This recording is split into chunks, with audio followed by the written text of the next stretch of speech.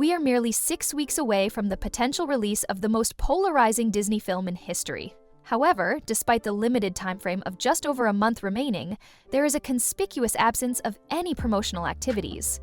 Notwithstanding the trailer that was released approximately 2 months ago, there has been no communication from Disney regarding the forthcoming Snow White film. This situation appears rather peculiar, particularly for a film with a reported budget exceeding $300 million.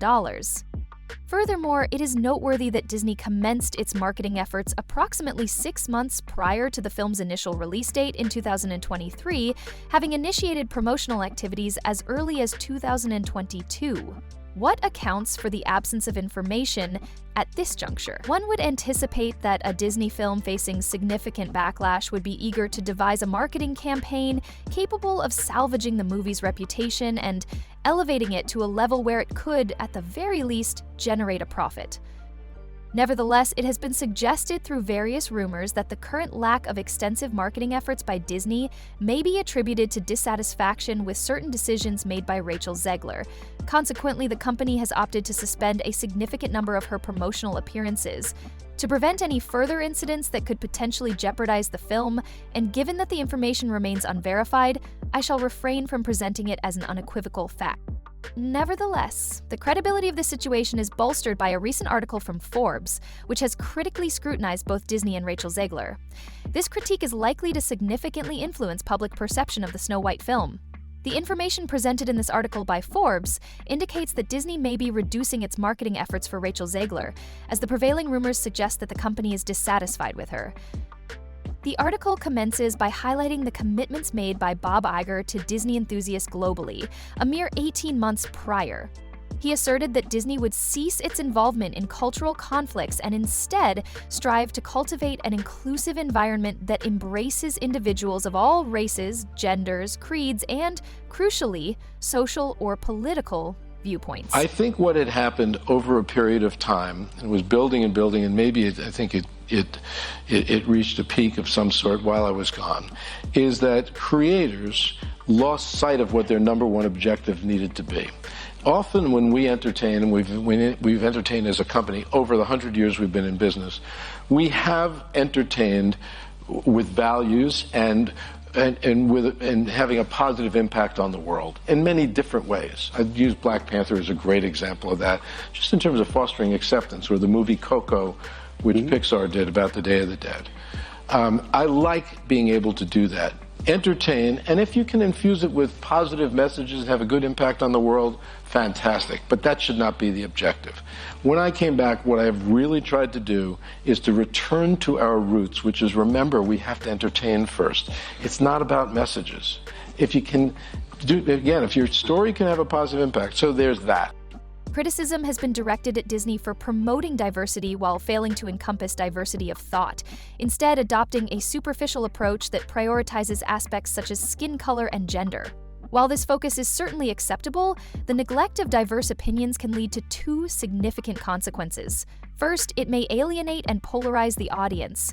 Second, it risks fostering an environment that undermines individual freedoms. As I frequently articulate, whether you identify as a left-leaning or right-leaning individual subscribed to my channel, I express my sincere gratitude for your engagement with my content. It is imperative for media platforms to maintain this inclusive approach, otherwise they risk fostering division rather than promoting unity. Nevertheless, as noted by Forbes later in the article, Rachel Zegler's remarks are in direct contradiction to the principles that Disney asserts it currently upholds. Rachel Zegler has explicitly adopted a political position regarding a global conflict that is polarizing both the United States and the international community, all while advocating for her role in Snow White on her social media platforms. She also conveyed her displeasure and issued threats towards Republican voters in the United States. While she is entitled to express her views and is constitutionally permitted to do so, this behavior inevitably incites anger among moviegoers, regardless of her intentions. Consequently, Disney's decision to retract its marketing efforts following these tweets appears to be a reasonable course of action, particularly in light of its apparent divergence from the new ethos articulated by Bob Iger. Moreover, as noted by Forbes, the situation has been exacerbated by the fact that Disney has experienced a resurgence since Bob Iger made his remarks. The company has commenced the release of blockbuster films such as Deadpool 3, Planet of the Apes, Moana 2, and Inside Out 2, and following the substantial revenue generated from these films, alongside the considerable effort invested in regaining the support of the cinematic audience, the upcoming Snow White film could potentially hinder their progress significantly at a particularly inopportune moment. This year appears to be promising for the film industry as the prevailing polarization seems to be diminishing and the global community appears to be gradually reuniting. However, should this Snow White film manifest the concerns expressed by the public, it is likely that polarization will resurface, placing Disney in a precarious situation. While other film studios are successfully releasing popular titles and generating substantial revenue, with audiences eagerly engaging with their content, Disney may find itself as the sole studio grappling with financial difficulties and failing to achieve profitability on its major blockbusters. Consequently, as noted by Forbes, Disney has successfully identified the appropriate strategy to satisfy a diverse audience, as evidenced by their productions of Moana 2 and Deadpool 3. These films, while exhibiting diversity in both casting and narrative, are not positioned as a challenge to any individual's perspective. Rather, they are presented as enjoyable cinematic experiences that can be appreciated by all audiences. Without feeling that their own opinions and ethics are under attack, individuals have generally accepted diversity as a non-priority, provided that the films in question are of high quality. However, in the case of Snow White, it appears that the marketing strategy has predominantly focused on themes of diversity rather than emphasizing the film's entertainment value. It appears that Disney intends to focus its marketing strategy on the entertainment value of the film.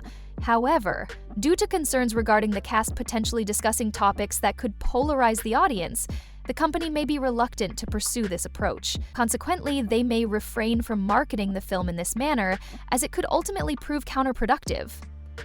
What are your perspectives regarding the situation involving Snow White, Rachel Zegler, and the commentary provided by Forbes on the matter?